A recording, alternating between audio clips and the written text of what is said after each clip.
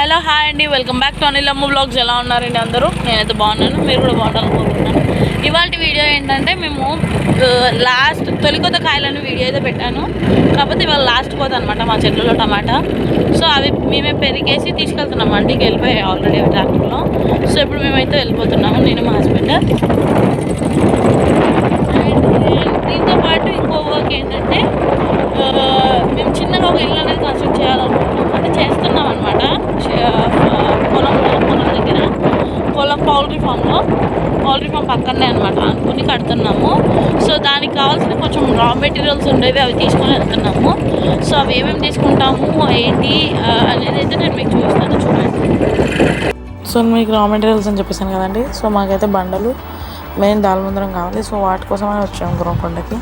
So బండలు తీసుకునేసాను and దాల్మందరం కూడా next పెట్టించుకునేసి తీసుకెళ్ళిపోతున్నాను అనమాట. సో ఫ్రెండ్స్ చెప్పాను కదా ఇందాక దాల్మందరాలు బండల కోసం అయితే వెళ్తున్నామని. ఇప్పుడు టైం వచ్చేసి ఇట్స్ అరౌండ్ 6-9 అవుతుంది. కాకపోతే మాకు ఇక్కడ ఆటో స్టక్ అయిపోయింది అనమాట. షెడ్ దగ్గరికి వచ్చే దారిలో మాకు ఆటో స్టక్ అయిపోయింది. సో ఆటో స్టక్ అయిపోవడం వల్ల ముబ్బై అయిపోయింది. ఆల్మోస్ట్ హాఫ్ అన్ అవర్ అయినా 5:30 కంతా ఇక్కడికి వచ్చేసాము. సో మాకు ఫామ్కి వచ్చే దారిలో వర్షాలు పడి దావ అయితే స్టక్ అయిపోయిందండి. సో ఆటో అనేది దిగబడిపోయింది అనమాట. బంక మట్టి కొంచెము బంకనల.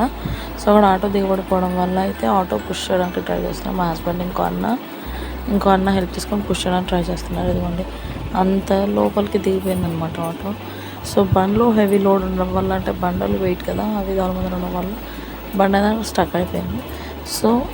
సో ఇంత అండి వాళ్ళ వీడియో. ఈ వీడియో కనుక మీకు నచ్చినట్టయితే please do like, share and subscribe to my channel Anilamma blogs.